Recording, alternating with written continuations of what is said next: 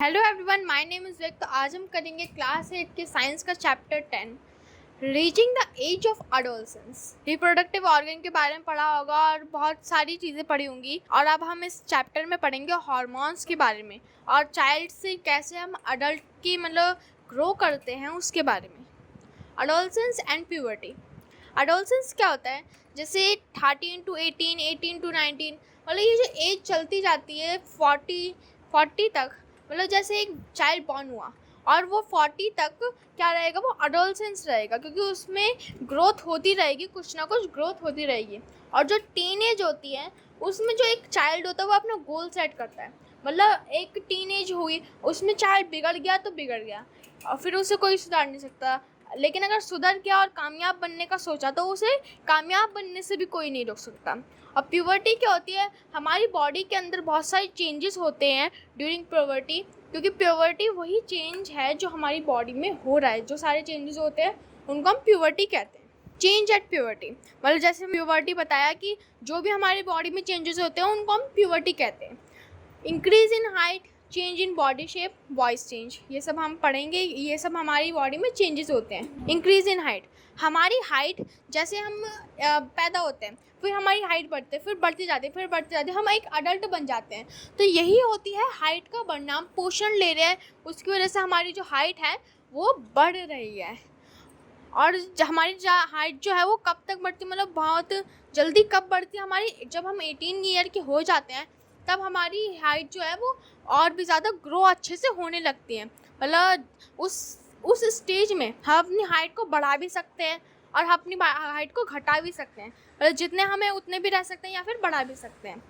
18 as ये होती है कि हम अपने हिसाब से अपनी हाइट को बढ़ाएं या फिर कम करें। चेंज इन बॉडी शेप, हमारी बॉडी के अंदर बहुत ज़्यादा शेप आता है। आपने गर्ल्स को देखा होगा, वो उनके अंदर फैट आ जाता है, और जो बॉयज़ हैं उनके अंदर भी थोड़ा सा फैट आता है, पर जो बॉडी है वो चेंज हो जाती है। जो गर्ल्स है वो स्लिम हो जाती है, और जो बॉयज़ हैं उनके पैक्स होते हैं। जो बॉयज़ हैं वो अगर जिम जाते हैं तो उनके पैक्स हो जाते हैं, वो एकदम फिट हो जाते हैं। और जो गर्ल्स हैं और वो अगर जिम जाते हैं तो वो स्लिम हो जाते हैं। और ज़्यादातर माना गया है कि जो गर्ल्स हैं उनके अंदर फैट ज़्यादा होता है।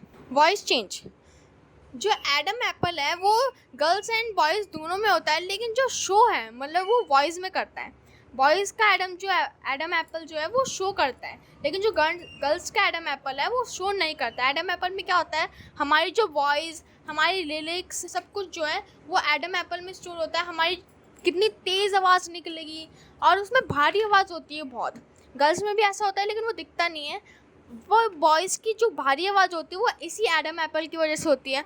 और जो लिरिक्स आते हैं, सुर जो आते हैं हमारे गाने में, जब हम गाना गाते हैं तो वो इसी एडम एप्पल की वजह से आते हैं। डेवलपमेंट ऑफ सेक्स ऑर्गन, जब हमारी बॉडी में जैसे जैसे हम बड़े होते जाते हैं हमारी बॉडी में बहुत सारे चेंजेस आते हैं, और हमारे जो हार्मोन है वो भी काम करना, हमारे हार्मोन बढ़ने लगते हैं, हमारे जो हार्मोन है वो काम करने लगता है, और हमारे सेक्स ऑर्गन भी आने लगते हैं। Reaching mental, intellectual and emotionally maturity, जैसे जैसे आप बड़े होते जाते हो आप दुनियादारी को समझते हो और आपको पता चल जाता है कि इमोशन क्या होता है, दर्द क्या होता है, हंसना क्या होता है, ये सब आप समझ जाते हो एडोलसेंस के बीच। और तब आप एक छोटे बच्चे को देखोगे उसके अंदर इतनी नॉलेज नहीं होगी, लेकिन जब आप एक बूढ़े आदमी को देखोगे वो पूरी दुनियादारी को देख के आया होगा और उसमें बहुत समझ होगी, वो बहुत ही सीधा साधा होगा, क्योंकि उसको पता है कि दुनियादारी कैसी हो, क्योंकि वो पूरी दुनिया को देख कर आया होगा और उसमें बहुत ज़्यादा अनुभव होगा। इतने छोटे बच्चे में इतना ज़्यादा अनुभव नहीं होगा जितना एक बड़े बुजुर्ग में होगा। Secondary sexual character, secondary sexual character में हम चेंज हो जाते हैं एकदम। जो सेकेंडरी सेक्शुअल कैरेक्टर है उसमें मेल और फीमेल बिल्कुल चेंज हो जाते हैं। जब वो 18 को पार कर देते हैं तो उनको सेकेंडरी सेक्शुअल कैरेक्टर हो जाता है, और फिर वो क्या होता है कि उनके हार्मोन्स काम करते हैं, और जो उनके सेक्स ऑर्गन है वो भी आने लगते हैं। सेकेंडरी सेक्शुअल कैरेक्टर, जो सेकेंडरी सेक्शुअल कैरेक्टर है वो बॉयज़ एंड मेल्स में आने लगते हैं। जैसे जैसे वो टीनेज में जाते हैं वैसे वैसे सेकेंडरी सेक्शुअल कैरेक्टर आने लगता है।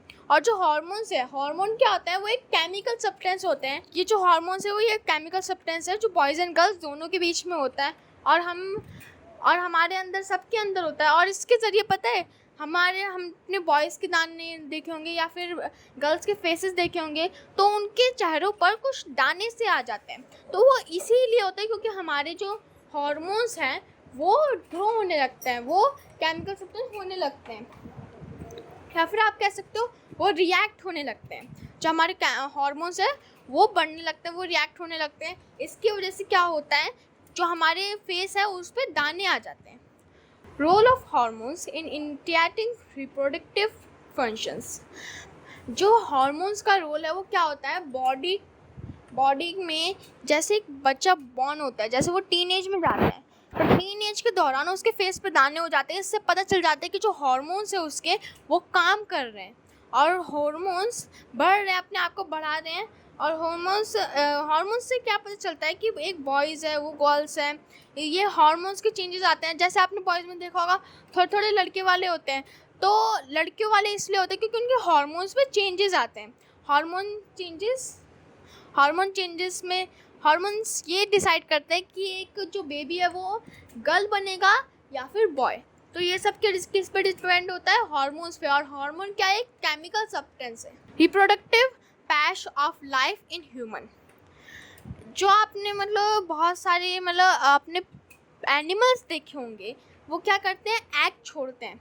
वो अपने एग छोड़ते हैं, लाइक फ्रॉग को मान लेता हम, वो एग छोड़ता है और वो आपस में टकराते हैं और वो एक बेबी का जन्म ले लेते हैं। और ये सब क्या होता है। और ऐसे ही आपने अगर कोई एक फीमेल फ्रॉग को मान लेते हैं, वो उसका बच्चा पैदा नहीं हो पाता या फिर उसके पेट में ही मर जाता है। या फिर आप शेरनी ले लीजिए, फीमेल फ्रॉग छोड़िए, आप शेरनी ले लीजिए। शेरनी के पेट में कोई बच्चा पल रहा है और वो मर जाता है, तो वो क्या होता है, उसके अंदर ब्लीडिंग होने लगती है, उसके जो खून बाहर आने लगता है, ब्लीडिंग होने लगता है जब उसका बच्चा पेट में ही मर जाता है। और उसको हम क्या कहते हैं, मैस्चराइजेशन। इसको हम कहते हैं मैस्चराइजेशन। और जो मैस्चराइजेशन है वो 28 to 30 डेज़ के बीच में होता है। मतलब अगर 28 to 30 डेज़ के बीच में होता है। और ये मतलब आप 2 दिन का फासला मान सकते हो। अगर 2 दिन मतलब आपने कर लिया फिर आपको कुछ नहीं होगा। लेकिन अगर कई केसेस में, ऐसे केसेस में जान भी जा सकती है, मतलब कई केसेस में ऐसे जान भी जा सकती हैं। और 45 to 50 की ईयर की एज के जो लेडीज़ हैं वो तो ऐसे बिल्कुल ना करें।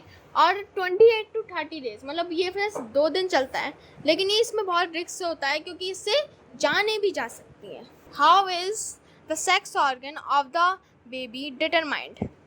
मतलब एक यहाँ पर आपको एक चार्ट दिख रहा है जिसमें बॉयज़ का XY और गर्ल्स का XX। अगर जो बॉयज़ है उसका XY है, तो जो बॉयज़ है वो तो अपना स्पर्म देगा।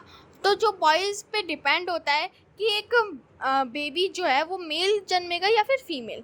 ये पूरा क्या कॉन्सेप्ट है, ये बॉयज़ पे डिपेंड होता है क्योंकि वो अपना स्पर्म देता है। वो कौन से स्पर्म देता है, अपने एक्स। अगर एक्स स्पर्म टकराता है तो वो क्या होता है, एक फीमेल बेबी का जन्म ले लेता है। लेकिन अगर वाई स्पर्म टकराता है तो वो क्या होता है, एक मेल बेबी का जन्म ले लेता है। तो ये सब क्या होता है, ये सब डिपेंड होता है बॉयज़ पर। Hormones other than sex hormone.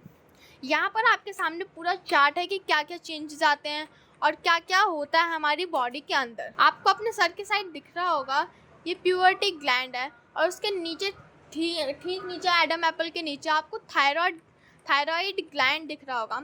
और उसके नीचे आपको अपने पेट के साइड या फिर छाती से थोड़ा नीचे एड्रेनल ग्लैंड दिख रहा होगा। यहाँ पर आपको पूरा चार्ट दे रखा है कि कैसे कैसे सब कुछ होता है और क्या क्या हमारी बॉडी में होता है और ये सब कैसे होता है, हार्मोन्स कहाँ पे होते हैं, ये सब आपको यहाँ पर दे रखा है। ये होते हैं टेस्टिस। और ये जो आप देख रहे हैं ये होती है ओवरी, जो फीमेल में पाई जाती है। Role of hormones in completing the life history of insects and frog. जो इंसेक्ट्स और फ्रॉग की जो लाइफ हिस्ट्री है वो हम पढ़ेंगे। लार्वा को ले लेते हैं बटरफ्लाई ने अपना एग दिया। एग जो है, बटरफ्लाई ने एग दिया और एग में से एक बेबी जन्मा। वो फिर एक ककून में डेवलप हो गया और फिर वो एक बटरफ्लाई बन गया। आप कह सकते हो कि एक बटरफ्लाई ने एग दिया, उसके बाद वो क्या हुआ, प्यूपा में बदल गया, और प्यूपा जो है वो एक ककून में बदल गया, और ककून से एक बटरफ्लाई बन गई। और ये जो प्रोसेस है मतलब बेबी से अडल्ट तक, ये क्या कहलाता है? मेटामॉर्सिस कहलाता है फ्रॉग्स एंड इंसेक्ट्स में। और जो मेटामॉर्सिस है इंसेक्ट्स के हार्मोन्स को कंट्रोल करता है, ये फ्रॉग में भी पाया जाता है। और जो फ्रॉग है वो कंट्रोल होता है थायरोक्साइन से, ये बहुत ही ज़रूरी चीज़ है। और ये क्या प्रोड्यूस करता है थायरोक्साइन? ये प्रोड्यूस करता है थायराइड। जो फ्रॉग है वो कंट्रोल्ड होता है थायरोक्साइन से, और थायरोक्साइन प्रोड्यूस करता है थायराइड। और जो इंसेक्ट्स हैं उनमें हमें पाया जाता है, और वो कंट्रोल होते हैं हार्मोन्स की वजह से। और ये सब हम पढ़ चुके हैं, अब आगे बढ़ते। Nutritional need of the adolescence. देखिए, हमें ना फ्रेश फूड खाना चाहिए, अपनी डाइट का बैलेंस रखना चाहिए, ताकि हमारा जो नर्वस सिस्टम है और हमारा जो इंटेस्टाइन है वो ठीक रहे, और हमारी इम्यूनिटी भी स्ट्रॉन्ग रहे। और हमें बैलेंस डाइट करनी चाहिए। हम बहुत ज़्यादा खा लेते हैं और फिर वो हमारे काम भी नहीं आता।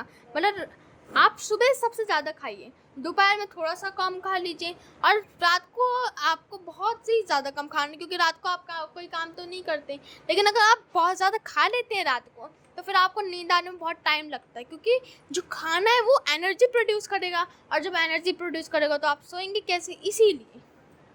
और अपनी डाइट का भी पूरा ध्यान रखना चाहिए आपको, ताकि आपकी हेल्थ बनी रहे। Personal hygiene. देखिए, बैक्टीरिया को मारने के लिए हम कई सारी एंटीबायोटिक ले लेते हैं, लेकिन अगर आप खुद ही आप फ्रेश वेजिटेबल्स खाएंगे, फ्रूट्स खाएंगे, तो क्यों आपके शरीर में बैक्टीरिया आएंगे? आप ऐसा कर सकते हैं कि आप फास्ट फूड बिल्कुल ना खाएं, ये जो बाहर चिप्स कुरकुरे ये सब मिलते हैं वो बिल्कुल ना खाएं। फास्ट फूड ना खाएं आप लोग, और अपनी सेहत का ध्यान रखें। और अभी तो कोरोना चल रहा है, तो आपको बाहर की फूड बिल्कुल नहीं खाने चाहिए, एकदम फ्रेश वेजिटेबल्स खाने चाहिए, ताकि आपका जो इम्यूनिटी सिस्टम है वो स्ट्रांग रहे। लेकिन कभी कभी आपका जब मन करता है, 1-2 बार बस खा लीजिए, ज़्यादा नहीं होना चाहिए, क्योंकि कुछ बच्चे होते हैं जो रोज़ खाते हैं, तो वो बच्चे जल्दी बीमार पड़ जाते हैं। अगर कभी कभी मन करता है तो बस 1 बार खा लीजिए, ज़्यादा मत खाइए, क्योंकि ये आपकी हेल्थ के लिए बिल्कुल अच्छा नहीं है। से नो टू ड्रग्स। जो ड्रग्स है उससे दवाइयाँ बनती हैं, दवाइयों से क्या होता है, हमें जल्दी नींद आ जाती है। जो नींद की जो दवाई है वो ड्रग्स से ही बनती है। लेकिन जो ड्रग्स हैं वो बहुत ही ज़्यादा हार्मफुल होता है हमारी हेल्थ के लिए, वो हमें किसी और ही दुनिया में पहुंचा देता है, और जो हम चाहते हैं वो हमारी आंखों के सामने हो रहा होता है। लेकिन ऐसा सच में नहीं होता, वो ड्रग्स का कमाल होता है, वो ड्रग्स करते हैं ऐसा, लेकिन ये हमारी हेल्थ के लिए बिल्कुल अच्छा नहीं है। ये बहुत ज़्यादा बड़ी बीमारी को अंजाम दे सकता है। इसीलिए आप अपनी हेल्थ का ध्यान रखिए, और आप कहिए ड्रग्स को से नो, नहीं मैं ड्रग्स नहीं लूँगा। सो थैंक यू गाइस हमारी वीडियो देखने के लिए। अगर आपको ये पसंद आए तो इस वीडियो को कर दें लाइक, हमारे चैनल को सब्सक्राइब कर दें, और इस वीडियो को शेयर करें अपने फ्रेंड्स के साथ जिनको डाउट है इस चैप्टर में।